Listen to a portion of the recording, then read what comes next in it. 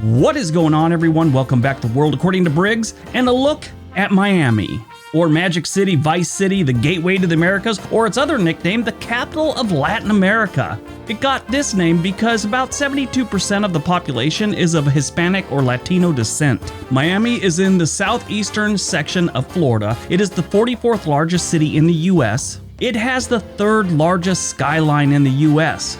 I thought that was really interesting. Over 300 high-rises, 58 of which are over 491 feet. Now that's based on a study from 2018 of 77 of the world's largest cities. Miami is a very diverse city with beautiful people, beautiful scenery, and great food. And I'm going to tell you all about it right now.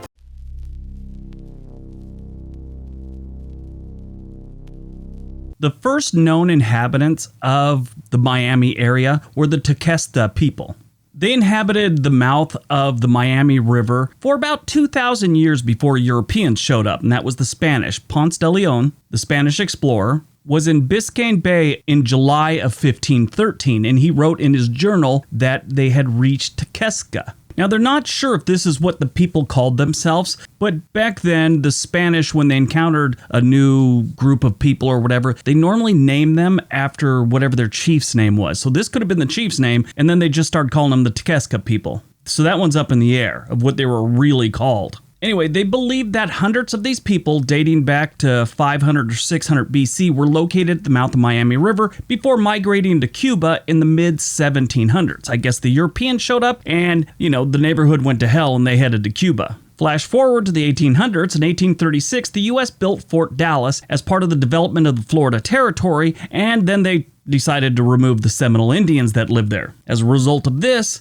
Miami became the site of fighting in the Second Seminole War from December 23rd, 1835 to August 14th, 1842. So this went on a long time. This war is also known as the Florida War. It was the longest and most costly of Indian conflicts in U.S. history. Miami was actually settled in 1858 and it was incorporated into a city on July 28, 1896. Miami is the only major city in the U.S. founded by a woman, Julia Tuttle. Julia Tuttle was originally from Cleveland, Ohio. Her parents had moved down to the Miami area. Her father owned a bunch of property. Well, she had come down to visit and loved the place. Eventually, her and her husband moved down there. 10 years later, she was widowed. Not long after that, her father died, leaving her a whole bunch of land. She wanted to develop the land, which is now Miami, but there was one major hurdle. There was really no way to get down there. I mean, there were steamer ships and, it was pretty rough land, so I doubt cars or trucks were going down there at all. The only way to get people down there was the train. There was a train up the coast that went from Jacksonville to West Palm Beach at this point. Well, Miss Tuttle just wanted to come a little bit further, and they weren't going for it. Henry Flagler, who owned the rail, turned down several proposals that Miss Tuttle had offered to get the train to come down to Miami. Eventually, he decided to do it, and she had to give up some land for the train, obviously, and the station. There's a whole bunch more that goes into it, but eventually this got the train down to Miami, and Miami was on its way. Miami has a long history of hurricanes and refugees showing up on their shores from Haiti, Cuba, and everywhere else. In the 1980s, it became the major focus of the war on drugs because it was bringing in a lot of that white powder from Colombia known as the Devil's Dandruff, or Colombian marching powder. I've heard it called before too. Can't say what it is because I don't want to get demonetized.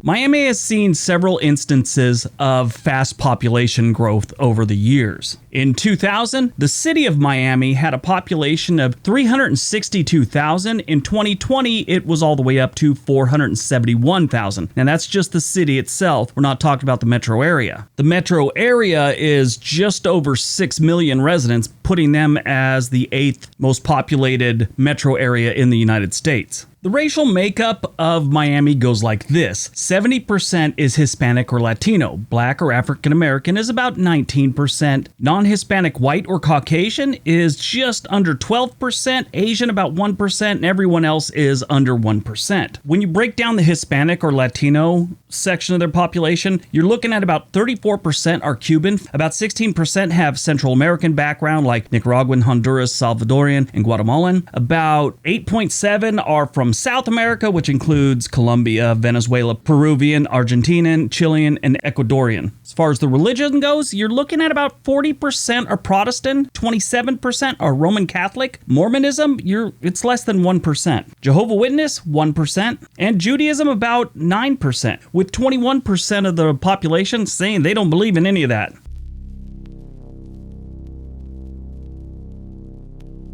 Miami doesn't have the normal historical progression of industries like a lot of other southern states and cities might have. Two of the main industries that basically funded this city are still two of their main industries, and that's shipping and tourism. Like I said earlier, they've got amazing beaches and it's a beautiful city. Biscayne Bay right there, South Beach, Miami. These are all things people want to visit on their vacation. You also have Port Miami. This is one of the largest ports in the United States, and it is the largest cruise ship port in the world, often called cruise capital of the world, and the cargo gateway of the Americas. In 2018, Miami saw 5.5 million cruise passengers. Miami is also a major center and leader in finance, arts, commerce, culture, and international trade. Miami has a lot of headquarters for major companies like Bright Star Corporation, Celebrity Cruises, Telemundo, World Fuel Services, Vector Group, Royal Caribbean International, Norwegian Cruise Lines. They're also a hotspot for television and movie production. But really, the tourism is what pays Miami's bills.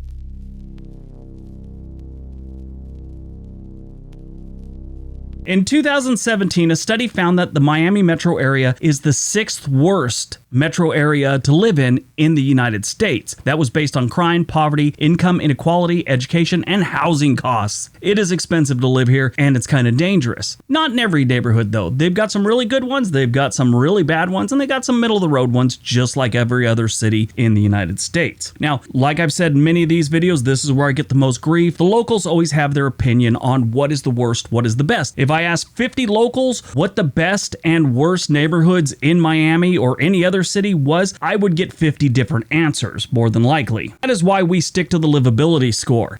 That's a score that takes all the stats into consideration and puts them together. Just because it's the most dangerous doesn't mean it's the absolute worst. Just because it's the most expensive doesn't mean it's the best neighborhood to live in. We go by livability score. So if you want to tell me how I'm wrong, stop typing. I'm just going by the livability score that was given by different agencies. All right. Probably the best neighborhood is Flagami. Now, a lot of you just groaned that are from Miami, and I'll tell you how Flagami got there. They have an 82 livability score, which is the highest in the Miami metro area. They do have some other neighborhoods that are extremely wealthy and high rises right there on the water, but they're so expensive, it drives down their score. So I hope you understand that. Where Flagami kind of shines is they have a low cost of living and low housing compared to everywhere else in Miami. And their crime is kind of decent. The cost of living in Flagami is 10% lower than Miami's average, and it's actually 13% lower than the national average. Their real estate prices are 37% lower than Miami's averages, and their rental prices are about 6% lower. Crime is 48% lower than Miami's average, which makes their crime rate 12% lower than the national average.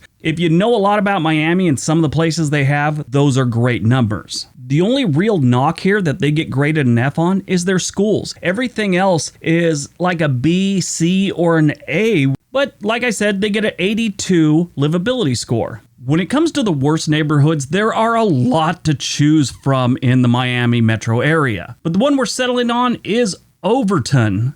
It is just north of the Miami River, inland a little bit, not too far from downtown. And for all you Miami residents or people that are familiar with Miami, stop typing. I know it's called Overtown, not Overton. Come on, be honest. How many of you guys were typing out the comment? Overtown has a livability score of 58. Their crime rate is 43% higher than Miami's average, and it's 145% higher than the national average. Their cost of living is 17% lower than Miami's average, so that's good, and their real estate is about 57% lower, and it's because nobody wants to live here. They got a population of just under 10,000, and when you rank all the neighborhoods in the entire state of Florida, they come in at number 648. That's out of 668 neighborhoods.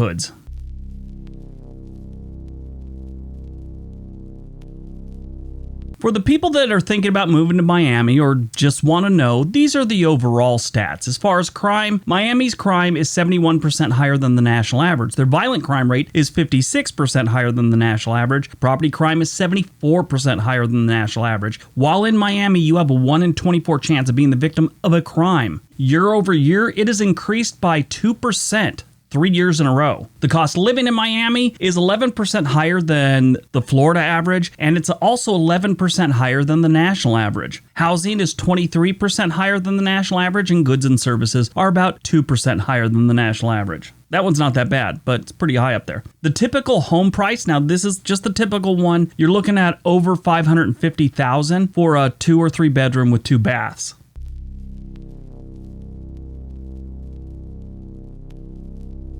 When it comes to Miami's food scene, if you don't like spicy food, just stick with McDonald's and Subway. Don't venture into any of the really good restaurants because it's probably going to be pretty spicy. Miami is one of the best places to get Caribbean and Latin American cuisine, and they tend to be pretty spicy. One of my favorite Cuban places to eat there is El Rey de las Fritas, which I've been years since I ate there, but it's pretty good. I normally don't talk about restaurants that put signs up and pictures of their food. I've just always felt that was kind of weird, but I understand because a lot of non-Spanish speaking people like to eat there, and a lot of us don't know what we're buying when we see stuff like that, so a good picture helps out. So I understand on this one. But this is a place that has like Cuban-inspired burgers, serves them with ground beef, chorizo, onions, fries. They cover everything in like fries. It's great. Great food. If you're looking for a good steak sandwich with that Cuban flair, go to Enriqueta's. Can't pronounce it. I'm horrible. It's a sandwich shop or cafe. They got some good steak sandwiches there.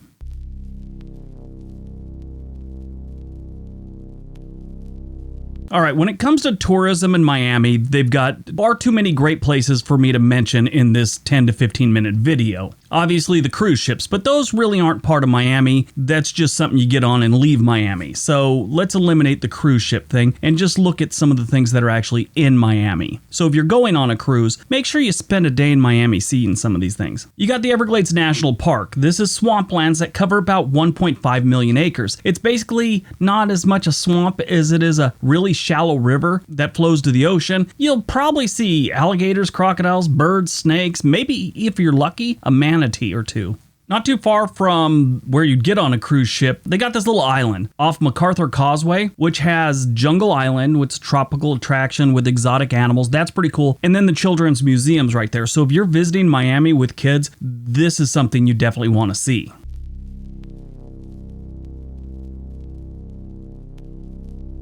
When it comes to sports, Miami has all the big ones. You have the Miami Dolphins in the NFL, which have been there since 1965. They play at the Hard Rock Stadium. You have the Florida Panthers in the NHL. They play hockey at the BB&T Center. They've been there since 1993. I didn't know it'd been that long. The Miami Heat in the NBA. They've been there since 1988, and they play at American Airlines Arena. Miami Marlins, the baseball team, they've been there since 1993 and play at Marlins Park. And they also have a soccer team, Inter Miami CF. That's part of Major League Soccer, and they've been going there since 2018. Now, I always bring that up, the sports thing, because that matters to a lot of people. It may not matter to you, but to some people, they like to know those things. One other cool sport that not a lot of people go watch anymore in Miami, Highlight. There's not a lot of places left in the United States where you can catch this game. It's a strange game. It's very foreign to a lot of North Americans, but it is a very popular game in different parts of the world. And I've seen this before. It was really interesting. I didn't know what the hell was going on, but it was fast-paced and looked like it was a lot of fun.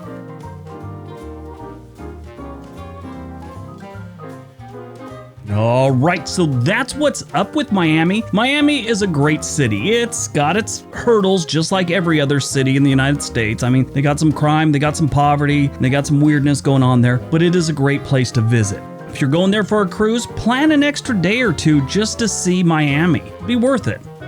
All right, everyone, have a great day. Be nice to each other.